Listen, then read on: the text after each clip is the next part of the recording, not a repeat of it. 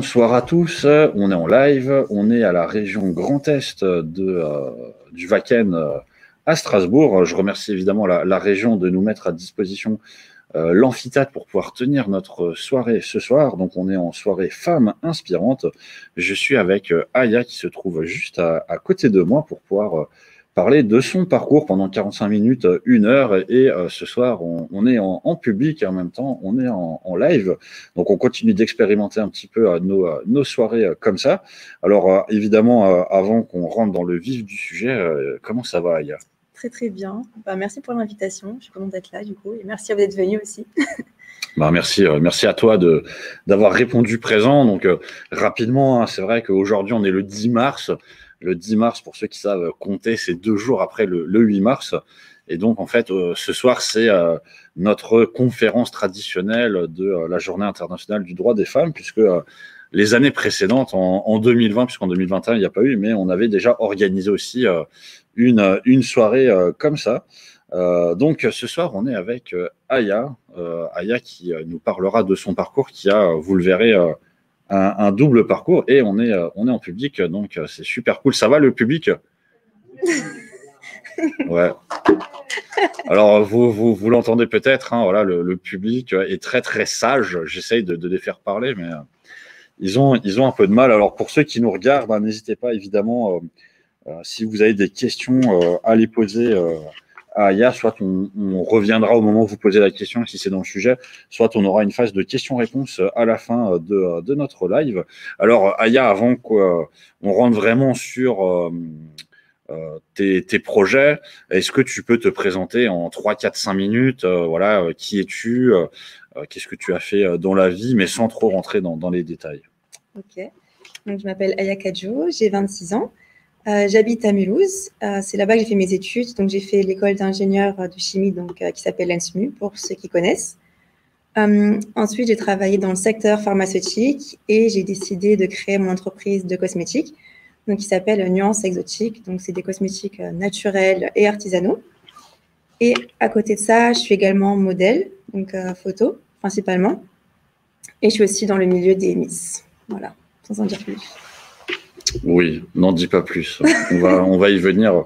Alors, moi, je vais revenir d'abord sur un petit peu le début de ta carrière, puisque voilà, tu t'es lancé dans un domaine d'études. Alors, je ne sais pas si dans ton domaine d'études, il y avait beaucoup de femmes ou pas.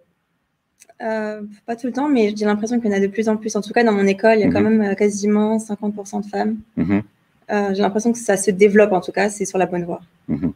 Puisque bon, c'est un domaine d'études, effectivement, où généralement c'est un peu plus masculin. Déjà, toi, qu'est-ce qui t'a donné envie de te lancer là-dedans? La chimie, c'est quelque chose qui m'a toujours passionnée depuis à l'école. J'ai toujours aimé cette matière. Donc, c'était pour moi logique en fait, que je fasse mes études dedans. Et également aussi, j'ai toujours été passionnée par la cosmétique, également la pharmaceutique.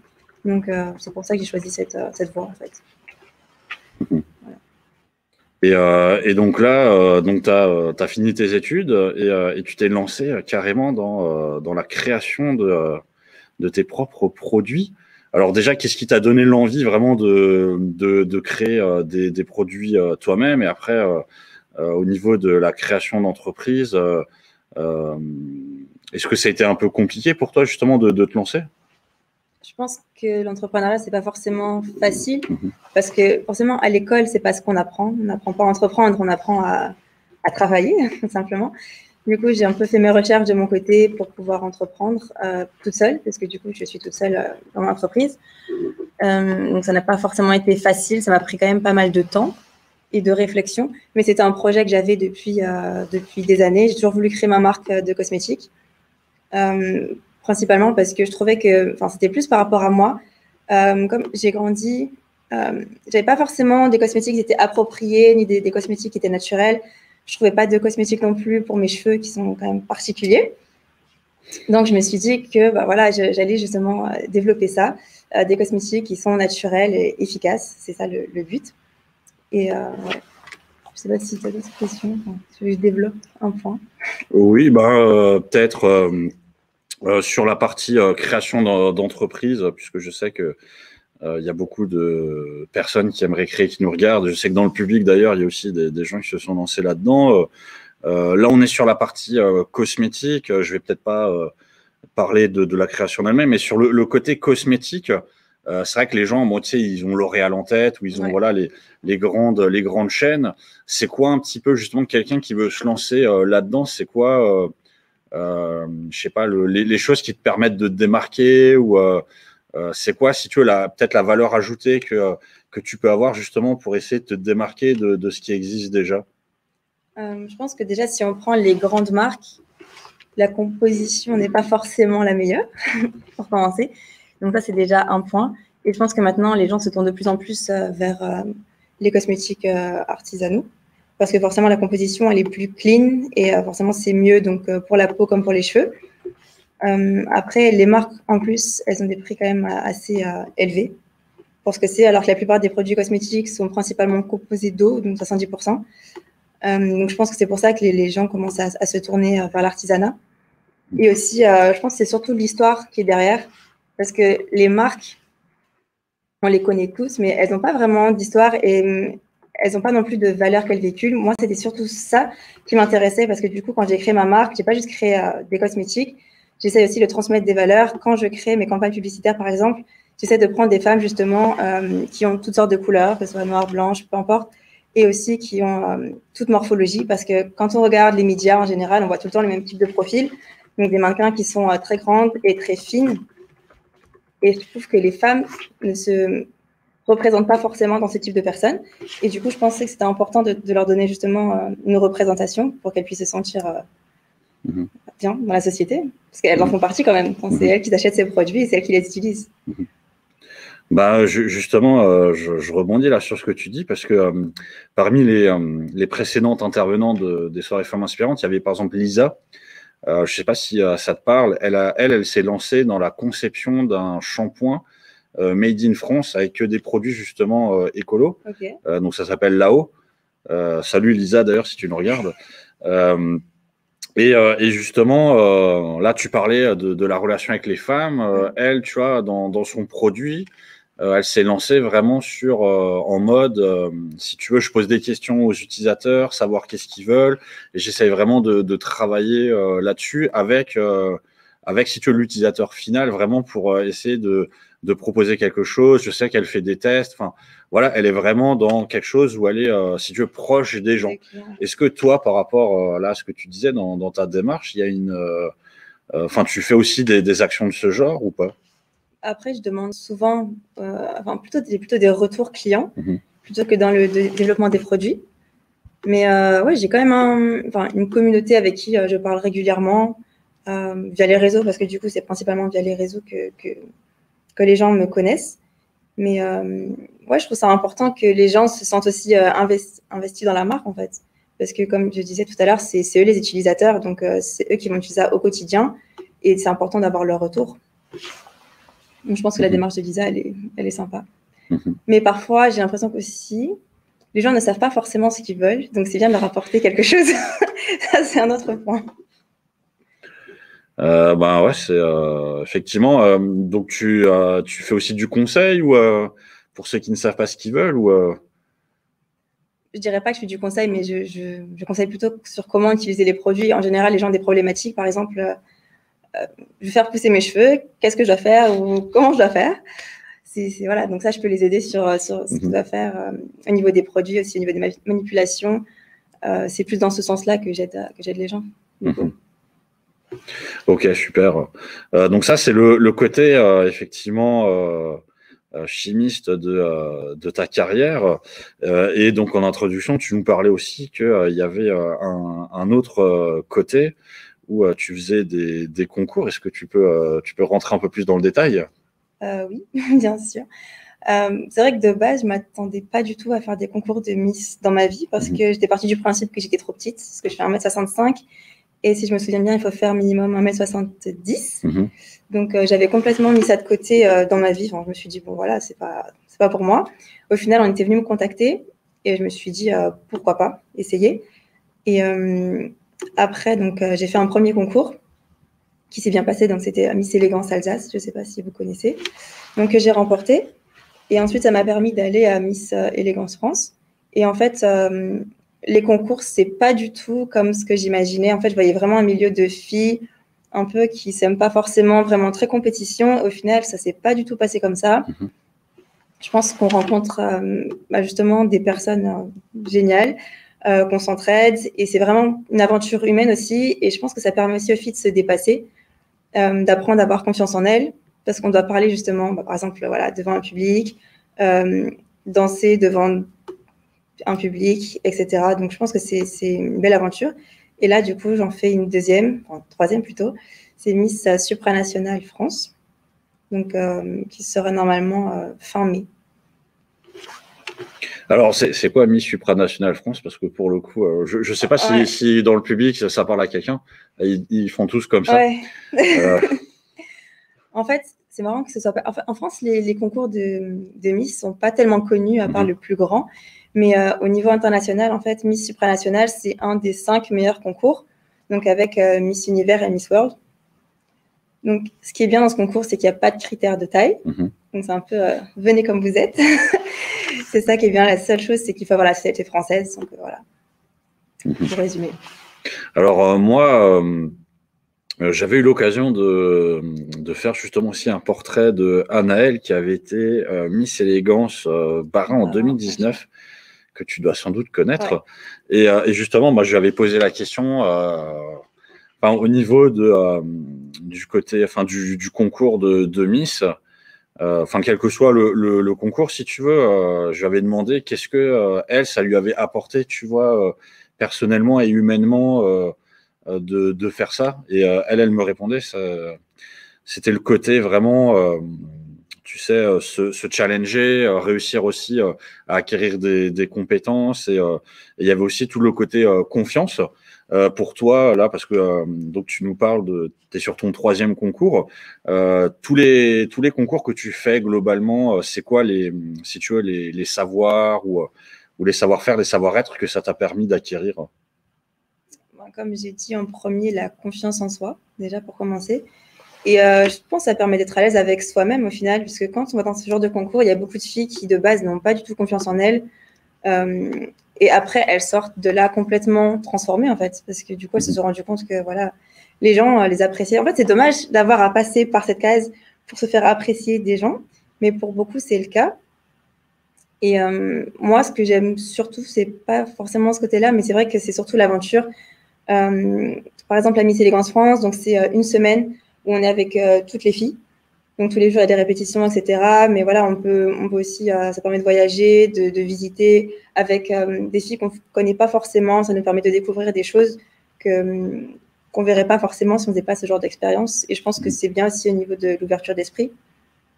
Ça change beaucoup de choses. Alors, je ne sais pas si... j'ai vu quelqu'un dans le public qui avait une question. N'hésite pas à parler bien fort pour qu'on t'entende. Pour participer à ces différents concours, ça varie entre les concours ou pas? Ouais, je crois que ça varie. Je crois que Miss Élégance, c'est jusqu'à 26 ans. Miss France, je crois qu'ils ont changé cette année. Avant, c'était plus court. Je crois que c'est jusqu'à 29 ans, si je ne me trompe pas. Et celui que je fais, c'est aussi jusqu'à 29 ans, pour l'âge. Mais c'est vrai que maintenant, ils sont en train un peu d'évoluer dans les différents concours. Je crois que Miss France, c'est pareil. Maintenant, il n'y a plus besoin... Enfin, je crois qu'on peut avoir été marié, alors qu'avant, c'était interdit. Il y a plein de petits changements comme ça qui commencent à se faire. Parce que c'est vrai que beaucoup de femmes étaient exclues de base de ce genre de concours. Et maintenant, ça devient de plus en plus ouvert. C'est ça qui est bien. Je me permets de rebondir sur ce que vous dites. Parce qu'il y avait eu effectivement des polémiques sur Miss France. Ouais. Effectivement, sur le côté, il y a vraiment un cadre à respecter, etc. Souvent, on se rendait compte que certaines des candidates ne respectaient pas totalement le cadre, même si c'était pas, pas des trucs trop extraordinaires. Mais je sais pas, toi qui as ton 3e concours justement, qu'est-ce que tu penses de ça par rapport justement aux cadres qui sont imposés dans les concours? Est-ce que pour toi c'est quelque chose si tu veux, de normal ou au contraire, faudrait ouvrir plus? Ouais, moi je trouve ça dommage de mettre des conditions en fait. C'est pas parce qu'une femme est grande ou qu'elle est petite qu'elle est plus jolie qu'une autre, ou qu'elle est ronde ou pas qu'elle est plus jolie qu'une autre. Donc je trouve ça dommage de fermer. Donc c'est pour ça que c'est cool quand il y a des concours qui sont beaucoup plus ouverts. sur ça, comme Miss supranationale, je dirais pas de critères de taille, voilà, c'est pour tout le monde. La beauté ne se limite pas à ça, quoi. Et aussi, ce qui est important aussi, c'est sur certains concours, il n'y a pas non plus que la beauté qui est évaluée, mais je pense qu'après ça c'est pareil, même pour Miss France, ça commence à changer, ils commencent à prendre certains profils, le discours commence à être aussi important que ce qu'on voit en fait au niveau de la prestation. Les Français ne sont pas forcément contents du résultat à la fin, mais c'est vrai qu'il faut regarder aussi ce que la personne a dit pendant son discours, son parcours, enfin la personne qu'elle est, parce qu'elle va quand même représenter la France. Alors, en restant sur les concours, c'est quoi les 2-3 conseils que tu pourrais donner à des gens qui aimeraient aussi se lancer là-dedans? Déjà, pour commencer, de faire le premier pas, de ne pas avoir peur, parce que dans tous les cas, ça sera une bonne expérience. De rester soi-même, parce que ça ne sert à rien de se faire passer pour une personne qu'on n'est pas. Il y a beaucoup de personnes qui pensent que voilà, il faut changer de vie. C'est mieux de rester soi-même parce que ça se ressent, et surtout aussi de ne pas stresser, quoi. C'est juste une expérience, un moment à vivre comme une autre. Voilà, ce seraient mes conseils. Juste au niveau des missions supranationales, il y a des missions comme Miss France, à aller rencontrer des personnes. C'est quoi les missions, l'objectif d'après le concours? D'après le concours, quand on est élu? Parce qu'en fait, déjà, pour Miss supranationale, il y a déjà des missions avant. Du coup, on a un certain nombre de défis, mais après ça, je pense que c'est plus peut-être pour faire connaître le comité, mais également pour que les personnes commencent à s'ouvrir aux gens. Par exemple, il y a un défi, c'est mécènes, donc on doit trouver un certain nombre de mécènes, aussi de partenaires. Donc ça nous permet d'aller discuter avec des personnes de la région, etc. Et aussi d'être plus présent, par exemple, sur les réseaux, ou d'avoir une certaine image, parce que je pense qu'il faut être habitué à ça, pour celle qui sera élue en tout cas. Et ensuite, pour Miss supranationale, donc celle qui sera élue et partira pour représenter la France à Miss supranationale, donc qui sera en Pologne. Et à part ça, je veux dire, c'est l'aboutissement du coup final. Et pendant 1 an, elle sera la Miss. Donc elle aura des missions à faire, des événements, etc. Et je pense qu'en général, c'est quand même bien d'avoir un projet aussi avec ça, parce que c'est bête, mais le fait d'avoir une écharpe, en fait, ça fait que les gens nous écoutent plus, nous regardent plus, et du coup, on peut plus facilement passer des messages qu'en tant que personne. Monsieur, parlez bien fort, monsieur. Merci. En fait, quel est ton rôle pendant 1 an dans cette élection? Une fois que tu es élu, qu'est-ce que tu fais exactement pendant 1 an? Ok, tu es ambassadrice, donc tu représentes la France. Donc, c'est justement participer à des événements, etc. Mais le but, c'est d'avoir. Chaque personne a un projet défini. Donc, le but, c'est de faire parler de plus son projet et d'avancer le plus dedans. En général, c'est pour. C'est pas un projet qui est seulement personnel, c'est pour aider les autres personnes, mettre en valeur certaines choses et de représenter forcément la France. Je sais pas si c'est. Alors, je vais intervenir juste, je vois qu'il y a une autre question. Là c'est vrai qu'on parle de Miss supranationale, mais tu étais aussi Miss Élégance Alsace. C'est par rapport à ce que tu faisais, par exemple, en Miss Élégance Alsace, c'est quoi ce que tu faisais à ce niveau-là? C'était la même chose, mais au niveau alsacien, ou il y a des différences? Je pense qu'après, ça dépend du réseau de la personne. Donc, en général, j'ai quand même un réseau qui est dans la France, donc ça ne reste pas qu'en Alsace. Ce qui est bien, c'est que donc, pour la région, du coup, on peut aussi aider, par exemple, les artisans, etc., à se faire connaître. Enfin, c'est un peu comme ça. Mais sinon, mon projet, ça a toujours été, comme mon projet, donc Nuance Exotique, c'était d'aider les femmes, en fait, à s'aimer. Donc, j'avais créé une page qui s'appelait Femmes d'aujourd'hui, où les femmes, en fait, elles racontaient leur parcours et leurs difficultés, et pour aider les autres, justement, qui ont le même genre de problème, et aussi leur montrer qu'en fait, elles ne sont pas toutes seules à avoir ce genre de problème, et que, voilà, on est toutes un peu dans ce paquet-là, et qu'on peut s'entraider, en fait. C'était ça, mon projet. Alors, il y avait une question là-bas.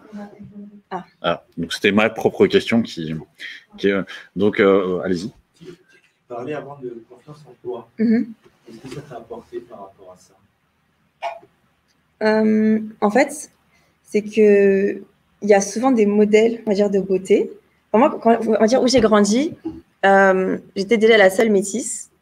Et du coup, par exemple, j'assumais pas du tout mes cheveux, parce qu'à chaque fois, c'était des remarques.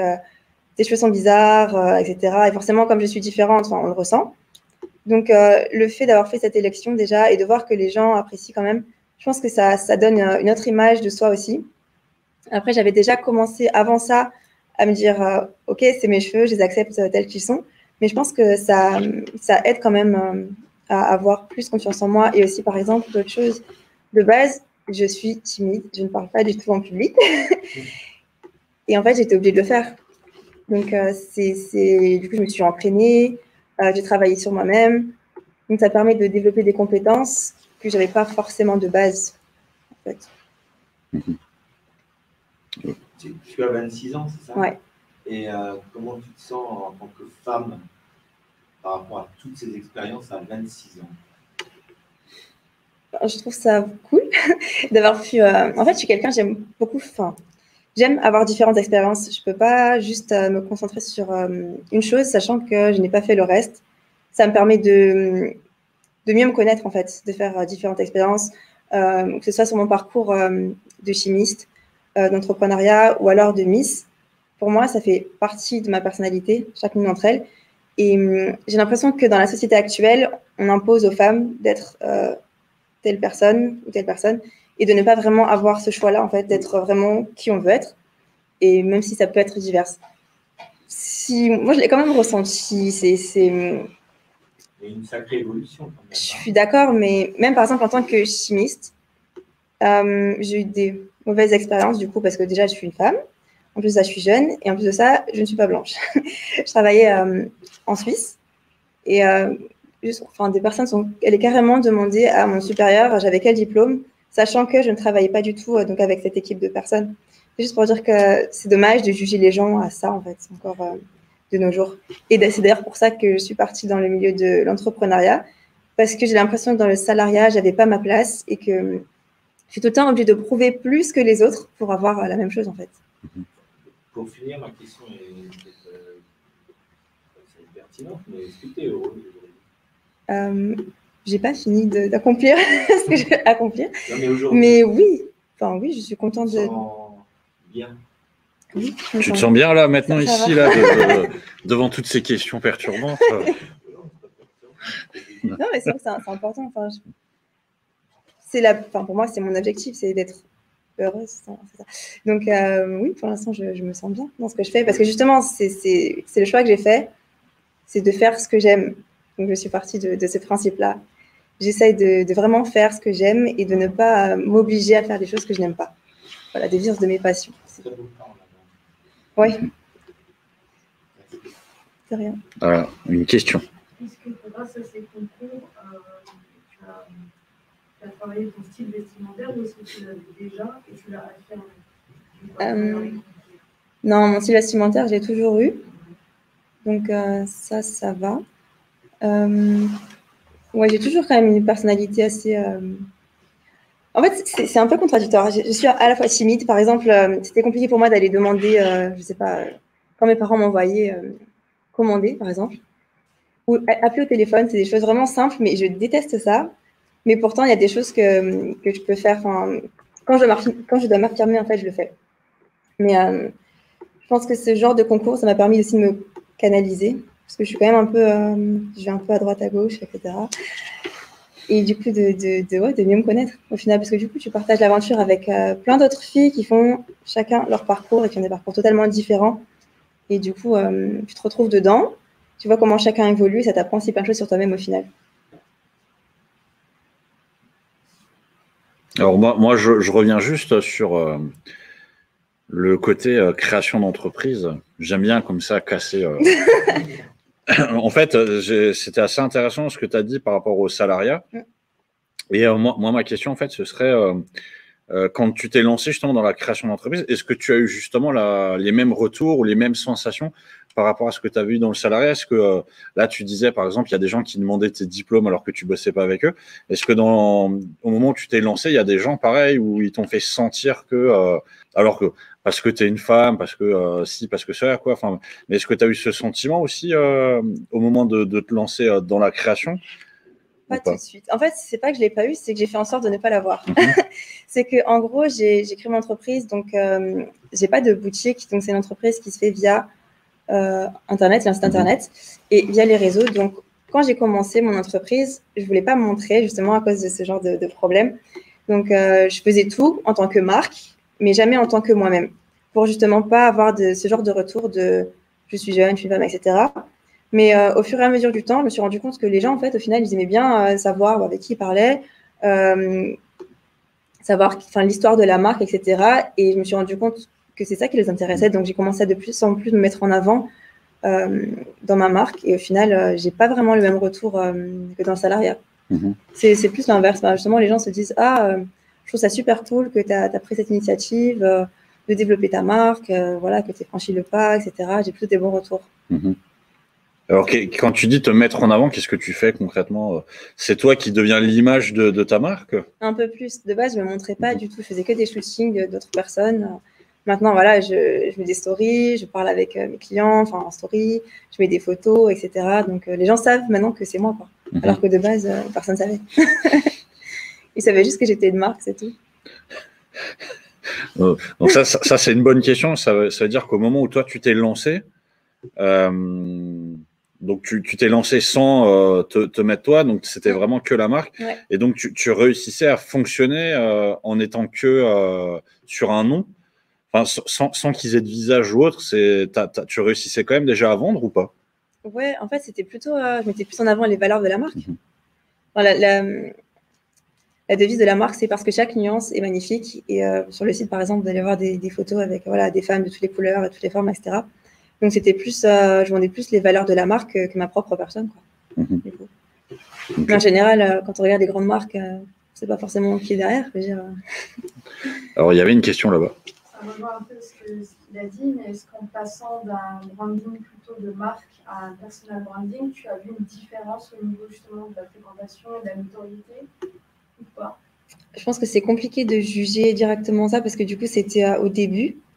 Mais je pense que oui, parce que maintenant, c'est vrai que les gens me parlent beaucoup plus parce que quand on parle à une personne, on est forcément plus content que quand on parle juste à une marque. En fait, on ne sait pas qui se cache derrière la personne, enfin derrière la marque plutôt. Aujourd'hui, je ne sais pas si tu en vis. C'est une question. Première question, est-ce que tu vis de... Pour l'instant, je suis encore sur plusieurs activités, enfin, on va dire de ça et d'être modèle du coup. Et qu'est-ce qu'il te faudrait pour justement vivre? C'est la visibilité qui manque. Hein. C'est juste ça. Enfin, c'est construire une communauté, ça prend du temps. Se faire connaître, c'est pas forcément facile.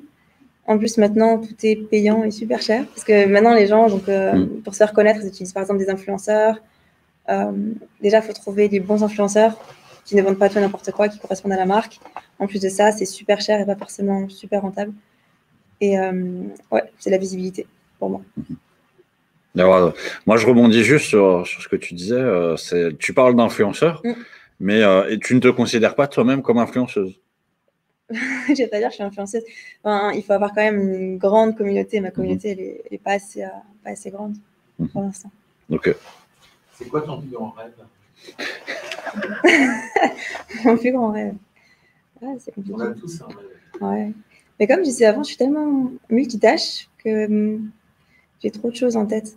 Mais j'aimerais bien en tout cas que ma marque soit beaucoup plus importante. En tout cas, j'aimerais aussi plus tard faire une marque de vêtements. En fait, j'ai envie de réunir toutes mes passions et en même temps que ça aide à faire passer les valeurs que j'essaie de faire passer. En fait, c'est surtout ça. À travers mes différentes marques, que ce soit vêtements. Un conseil de vieux roublard. Oui. Étape par étape. Ouais, j'essaie. Cherche pas à faire tout. Faire plein de choses. On me le dit souvent. C'est un conseil. Ouais. On fait ce que tu veux. Merci. C'est important. Non, c'est vrai. Alors, tu parlais justement aussi que tu étais modèle. Ouais. Donc, au final, c'est aussi une autre activité. Comment tu t'es lancé là-dedans et c'est quoi? Est-ce que tu es modèle comme les gens ils s'imaginent? Tu sais, tu fais des défilés sur les catwalks ou tu es modèle un peu plus classique? Non, bon, déjà, il y a plusieurs types de modèles. Donc, les modèles pour les catwalks, c'est strict. Il faut faire 1m70, être super fine, etc. en général. Sauf pour les défilés qui sont un peu moins conventionnels, on va dire. Donc, pas pour faire la Paris Fashion Week, par exemple. C'est plus modèle photo commercial. Donc, là, il n'y a pas forcément besoin d'être super grande, etc. Ils recherchent en général certains profils pour ce genre de choses. Et après, voilà, ils contactent, il y a le casting. Et après, il y a les photos, le shooting qui se fait. En général, c'est super sympa. Ils aiment bien ce shooting. Alors, Il y avait des tu questions. avais une question? Je te voyais bouger la main. C'est ça. Ouais, ouais, vas-y. Vas-y. C'est bien.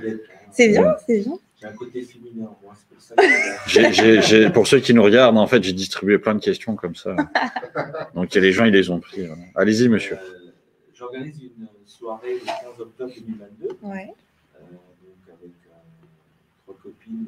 D'ailleurs, Lionel en fait partie au niveau de l'animation. Je suis une copine. Ouais, c'est ce que je dis.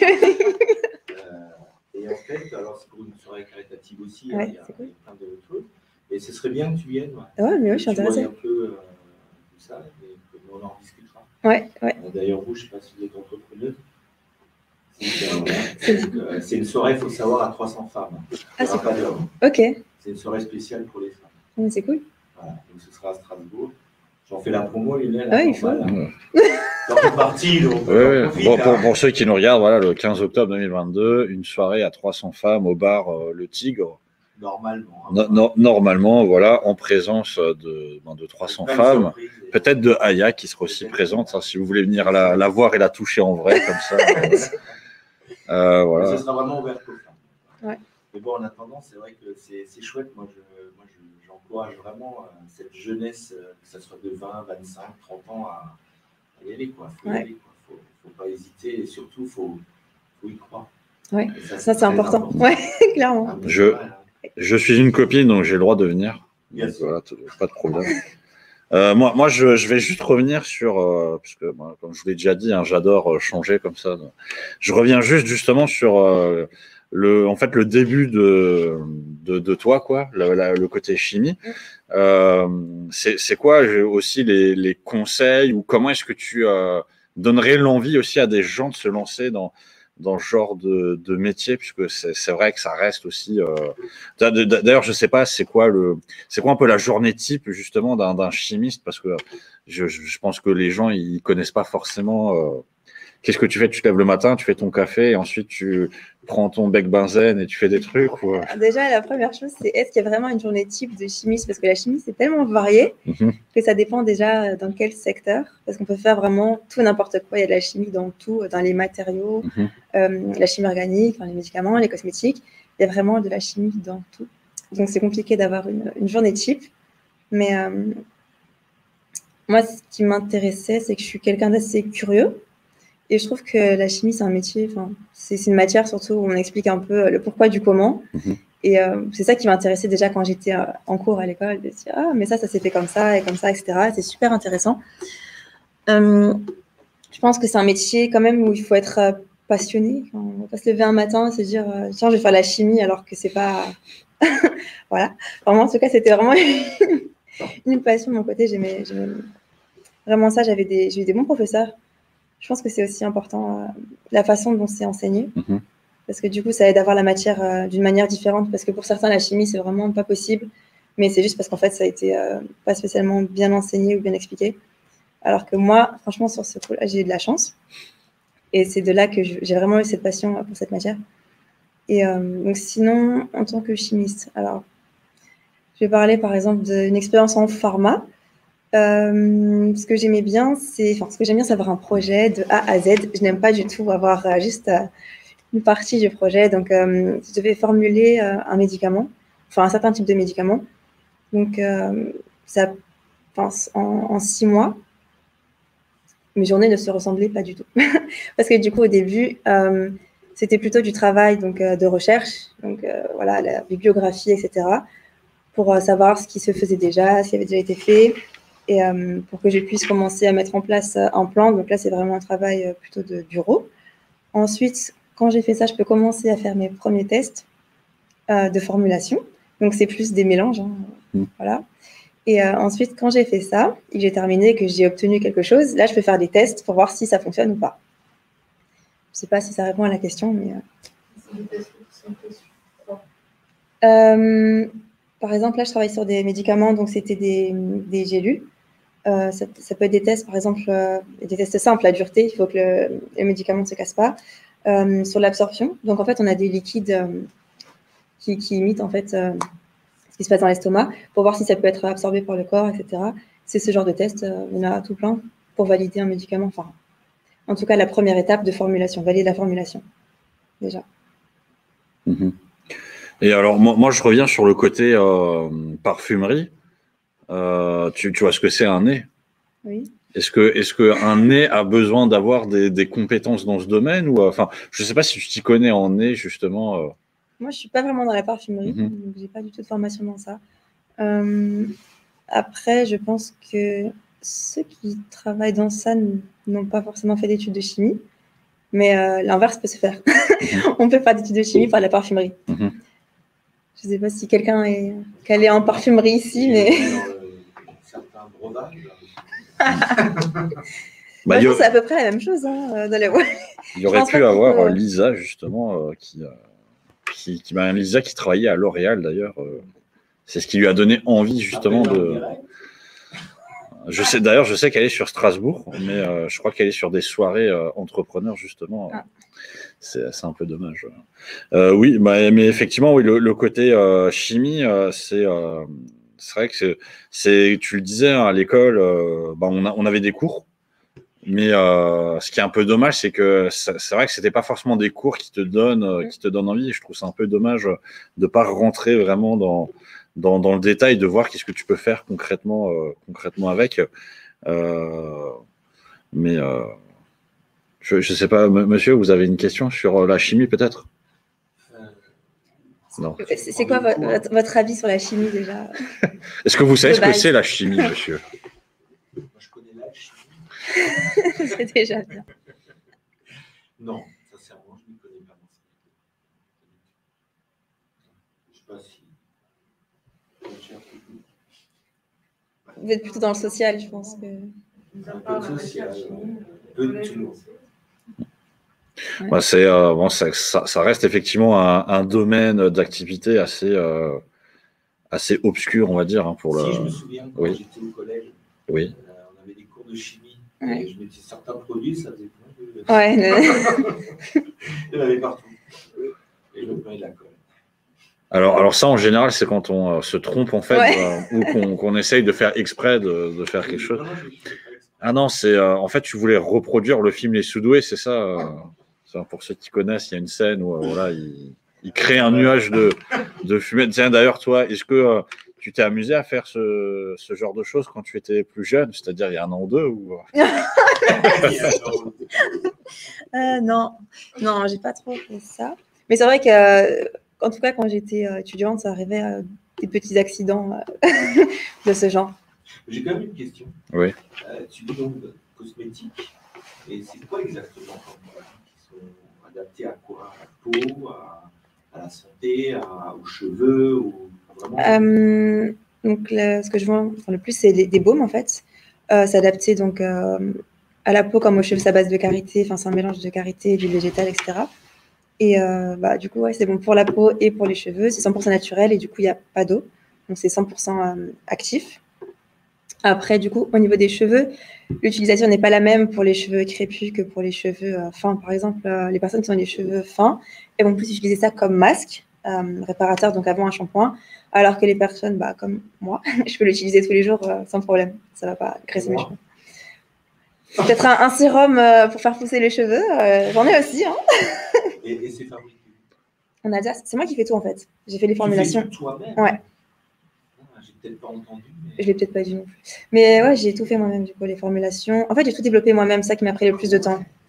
Les formulations, le packaging. Donc, ça veut dire que tu avais ton propre laboratoire. Ouais, c'est ça. Et tu faisais tes petites expériences comme sur les dessins, tu sais. Tu mettais des lunettes comme ça et tu faisais professeur Aya. C'est des produits naturels, donc il n'y a pas besoin de tout ça. Enfin, Alors, il y avait une question là-bas, mais je crois qu'on y a répondu. Ah oui, d'accord.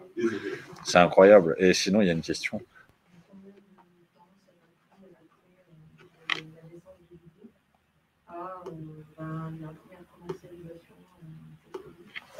Je dirais à peu près 8 mois. Enfin, l'idée, je l'ai eue, ça fait il y a longtemps.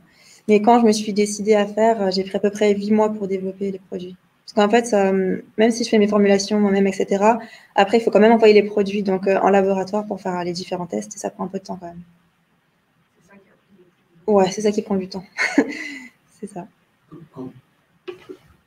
Allez-y, monsieur. Comme à l'école. Ouais. Quand tu parles de visibilité, c'est ce qui te manque aujourd'hui, Mhm. finalement. Ouais. Tu fais quoi pour ça, à part les réseaux? Ben, pour l'instant, j'utilise, enfin depuis peu, les publicités, tout ce qui est publicité Facebook, Instagram, etc. Parce que c'est un truc qui marche assez bien. En gros, j'ai vu ça plutôt par rapport à ceux qui font du dropshipping. Je ne sais pas si vous connaissez. En gros, bon, de base, le dropshipping, c'est pas ce qu'il y a de mieux, hein, mais c'est des gens qui achètent ils ont des produits qui sont basés par exemple en Chine, et eux, ils les revendent et ils font pas mal de publicités pour les vendre. En fait, ça marche comme ça. Et je me suis dit que si ils arrivaient à vendre grâce à ça, je pouvais faire la même chose mais avec mes produits. Donc, j'ai commencé à faire des publicités parce que du coup, il y a beaucoup plus de visibilité, enfin beaucoup plus de gens en tout cas qui passent sur mon site et sur mes réseaux. Et il y a un algorithme qui est fait pour justement que ce soit tel type de personne, etc. Et sinon, ouais, je suis vraiment beaucoup sur les réseaux. Après, maintenant, comme il y a moins le Covid, je vais essayer de faire plus de foires, ce genre d'événements pour me faire connaître. Donc là, je serai à la foire de Paris. Et ouais, pour l'instant, j'en suis là. Par expérience, c'est vrai que tu as le contact direct. Ouais. C'est ce qui marche. Ouais. Les réseaux, c'est bien. Le problème, c'est qu'en fait, quand j'ai commencé, c'était en plein Corona. Donc, c'est pour ça que d'ailleurs, je me suis dit, bon, c'est plus intelligent de faire ça via un site internet, parce que dans tous les cas, heureusement que je n'ai pas ouvert de boutique, j'aurais eu de sacrés problèmes. Mais du coup, ça fait un moment que je suis sur les réseaux, puisque du coup, le Corona n'est pas vraiment parti. Je me suis dit, on ne sait jamais s'il y a de nouveau un confinement, etc. Et beaucoup d'événements ont été annulés. Donc là, maintenant que ça redevient à peu près normal, je commence de nouveau à faire des événements comme ça. Mais le truc, c'est que ce genre d'événement est quand même assez coûteux aussi. Donc, c'est ça le problème. Il y a des petits salons qui ne sont pas très chers. Ouais, heureusement. Dans la région. Oui. Il faut les chercher, il faut s'inscrire. Ouais. Une question là-bas. Est-ce que tu as pensé à redistribuer tes produits dans des petits magasins locaux Ouais, ça fait pas longtemps que je m'y suis intéressée, parce que au départ, j'étais vraiment dans le développement de la gamme. Ensuite, tout ce qui est plutôt branding. Et maintenant, je suis vraiment dans la recherche de clients, etc. Donc, j'ai commencé avec les particuliers. Et là, en ce moment, donc, je commence de plus en plus avec les professionnels, du coup. Donc, j'ai déjà quelques revendeurs. Donc, ça, c'est cool. Ouais, ça, c'est vraiment cool. Et maintenant, je pense qu'il faudrait que je me déplace plus, justement, de boutique en boutique pour présenter mes produits, quoi. Mulhouse et les alentours sont un bon marché? Franchement, je ne saurais même pas dire parce que quand je regarde mes commandes, en tout cas via Internet, la plupart, c'est sur Paris, principalement. Et j'en ai pas mal dans le sud aussi. Et j'en ai quelques-unes sur Strasbourg. Après, sur Mulhouse même, je ne suis pas sûre. Mais je vais quand même essayer parce qu'il y a quelques magasins qui pourraient être intéressants pour moi. Donc, je vais quand même essayer. Puis après, on verra ce que ça donne. Qui ne tente rien à rien. Donc, voilà.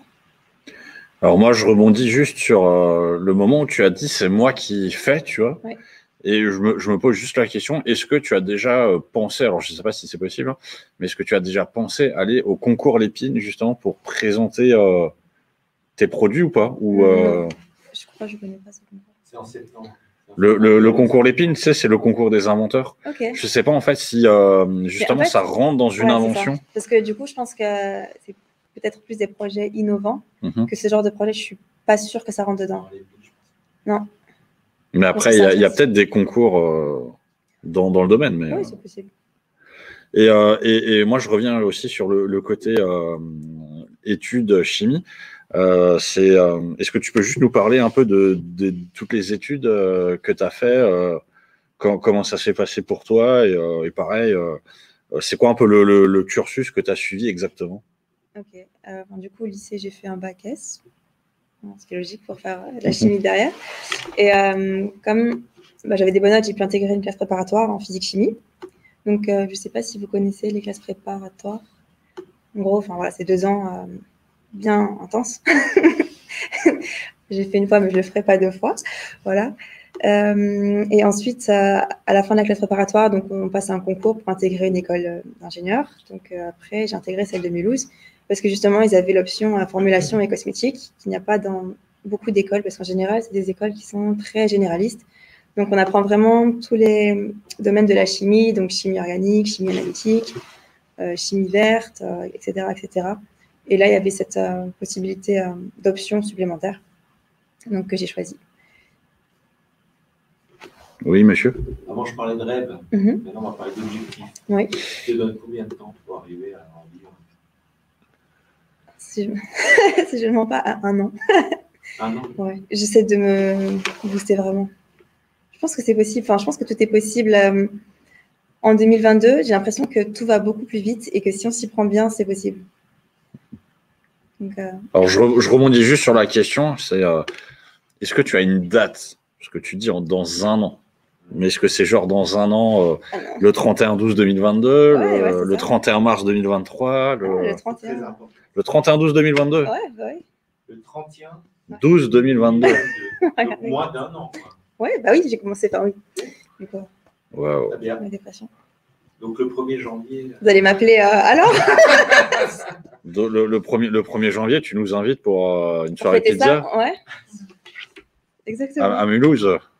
Non, c'est vrai que c'est des Ouais. très important, surtout une date précise. Mais je m'en suis rendu compte parce que de base, je faisais beaucoup les choses à l'instinct. Donc, je fais, voilà. Mais après, je me suis dit qu'il fallait vraiment que je commence à m'imposer des objectifs et c'est ce que je fais là depuis. Et si ça ne fonctionne pas, prenons quand même le côté oui, négatif, désolé, mais. Alors, non, mais oui. Moi, je vais compléter, je vais faire. Et si ton projet entrepreneurial ne fonctionne pas, ou si le projet de Miss ne fonctionne pas, qu'est-ce que tu fais? Bah, en fait, si rien ne fonctionne. Mais en fait, mes études de base, c'est ma sécurité. Hein, je veux dire, ingénieur en chimie. Donc, de base, j'avais plein de projets et je me suis dit, je fais mes études, je termine mes études pour avoir cette sécurité-là, de me dire que voilà, je pourrais toujours travailler dans ça. Même là, c'est ce que j'ai fait. Je veux dire, j'ai travaillé pendant un moment. Après, j'ai pris du temps justement pour pouvoir développer une formulation, etc. Après, j'ai retravaillé. Enfin, je fais un peu ça pour pouvoir mettre de l'argent de côté et après l'investir dans mon projet.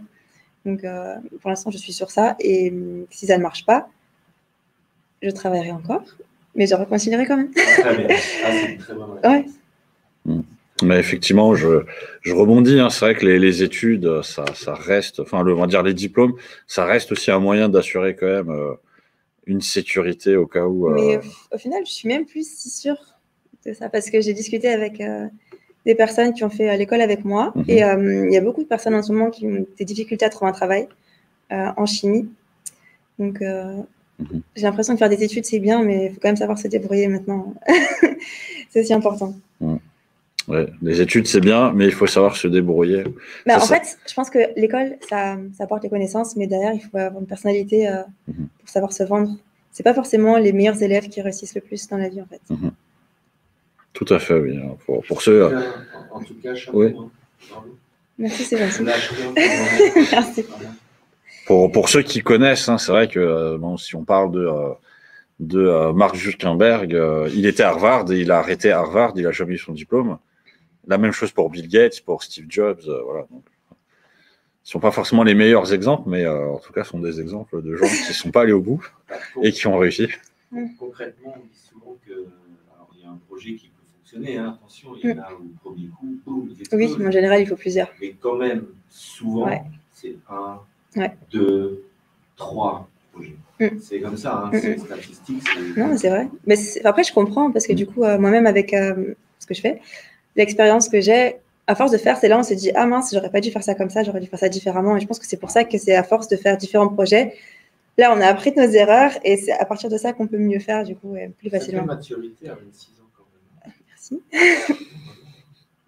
Alors, est-ce qu'on arrive à 50 minutes de notre soirée? Est-ce que dans le public, il y a encore des questions ou pas du tout? Nuance exotique, ça s'appelle. Ouais. Alors, très, très bonne question. Voilà. Comment est-ce qu'on peut te retrouver comment est-ce qu'on peut te retrouver, en fait, tout simplement? Vous tapez Nuance exotique. Vous allez sur Internet, vous allez trouver le site web. Et sinon, vous pouvez aller voir sur Instagram, c'est Nuance exotique. Donc, c'est Nuance avec un S, tiré-du-bas, exotique. Ouais, je vois tout le monde qui sort son téléphone. Et donc, au niveau du concours de Miss, comment on peut te retrouver là aussi et te soutenir s'il y a moyen de te soutenir? Pour le concours de Miss, du coup, c'est plutôt sur mes réseaux personnels, donc ayak.kadjo, donc ayk.kadjo. Et ouais, vous pouvez me soutenir préparant ce que je fais, en partageant. Merci, c'est gentil. Voilà, donc, tu as un très beau site, voilà, J'ai fait moi-même nous dit aussi, le je public, précise. voilà, qui a été fait par toi. Donc, tu as développé la compétence création de site internet. Bah, en fait, on va dire que je suis débrouillarde, donc je ne suis pas développeuse, mais maintenant, il y a des... Non, dans le sens où maintenant, il y a des solutions. Non, je vois le nombre d'abonnés. Ah, Ça va, ça commence. ah non, mais oui, ça va, je me Il y a plains pas. combien d'abonnés, monsieur? 4482. 4482, waouh, bientôt Ça va. 4500. Ah oui. Je me suis fixé 5000 là pour ce mois-ci, la fin du mois. Ah bah voilà l'objectif. C'est 1000 abonnés par mois.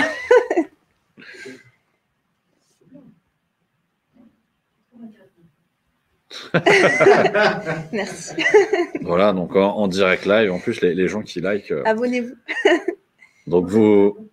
La couleur chaude, vraiment, ça représente bien un panel de femmes.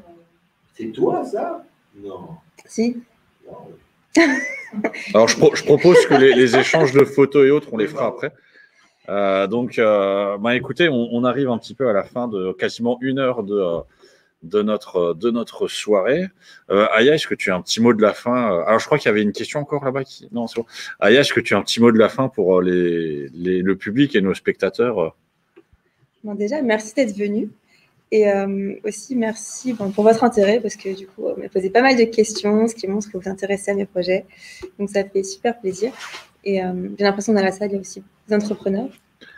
Donc, on n'a pas parlé de vos parcours, mais ça pourrait aussi être intéressant de le faire à l'occasion. Si, non? Aujourd'hui, c'est toi. Bah écoute, moi je te remercie d'être venu ici ce soir. Je remercie les personnes qui sont là, les personnes qui nous ont regardés. La vidéo, elle sera mise en replay évidemment sur YouTube. Je remercie le Conseil régional du Grand Est de nous avoir mis à disposition cette salle et de nous avoir accueillis. Et évidemment, on se retrouve pour de prochaines aventures vers fin avril ou début mai. Et comme je le disais à ceux qui m'ont posé la question, peut-être qu'on sera dans une cuisine la prochaine fois. Si vous avez envie de manger, je vois qu'il y a déjà des gens qui se grattent l'estomac. Donc, merci à vous et merci à toi, Aya. Et donc, on se retrouve pour une prochaine fois.